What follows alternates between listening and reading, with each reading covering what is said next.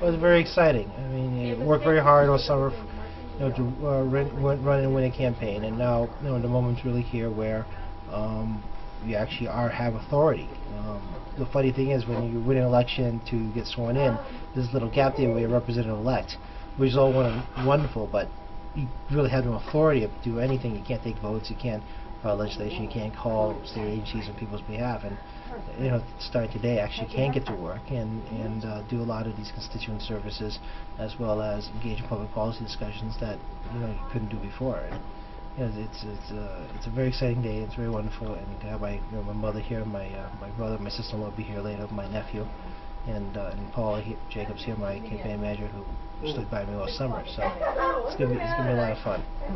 Well, I mean, I are familiar with a lot of the issues, from working for Senator Morrissey, and working for the Attorney General in the Office of Ratepayer Advocacy, and I bring some pre-existing policy knowledge, as well as some experience with colleagues that have moved on from the State House and the state government and other private sectors.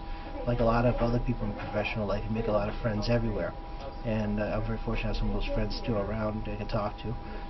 And also, being an advocate, through the AG's office, changed my point of view on things on a different level, on a consumer level, that allows me to talk on what impacts people on an individual basis as well. In that case, rate issues, gas and electric. But overall, you have to have a lot of patience to do the job, as well as to listen and address people's concerns, and find the right person to help. And it's a large bit of what this thing does. And I think a bit of experience dealing with constituent services goes a long way in trying to work through people's problems. They're going to be calling me very soon, I suspect. I think some of the issues are larger issues of the building. That the State House here that you guys have already seen in newspapers, and saw stuff about the probation department issues. There's the probation. There's regarding the recent killing of the Hopper woman. That's going to come up very quickly, as well as the issues regarding the probation department in general. Those are large issues. But on a small level, in Quincy, we have the downtown development.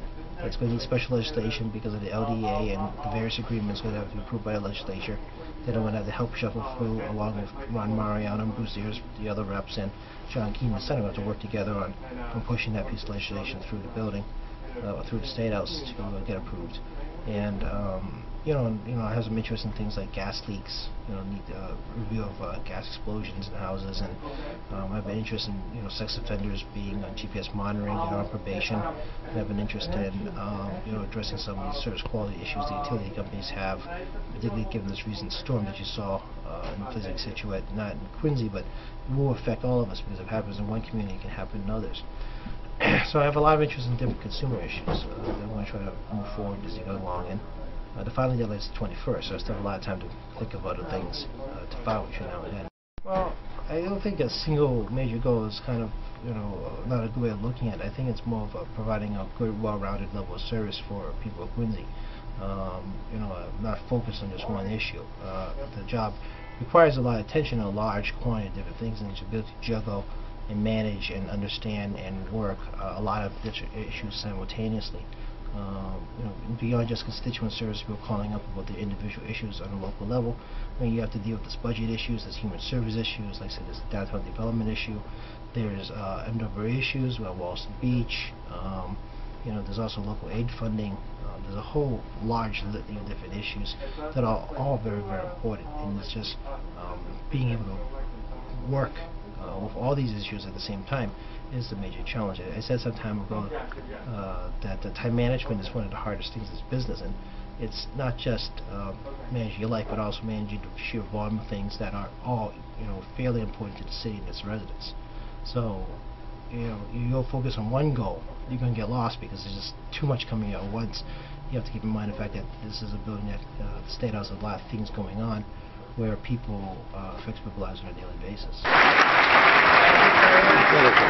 Speakers and all of the members, the returning members and the new members, let me say personally and professionally how much I am looking forward to working closely with you. I thank you, every one of you, and your families for your willingness to offer your service to the people of the Commonwealth. And I congratulate you all on your I mean, the hardest part is getting started. I mean, you got to get set up. I mean, I have hired a new aide. I only have one staffer, which working very closely with. You know, two people who are basically working for 40,000 people. And that's not easy.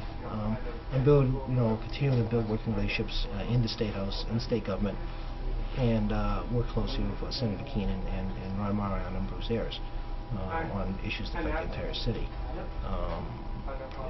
The hardest part is just getting started.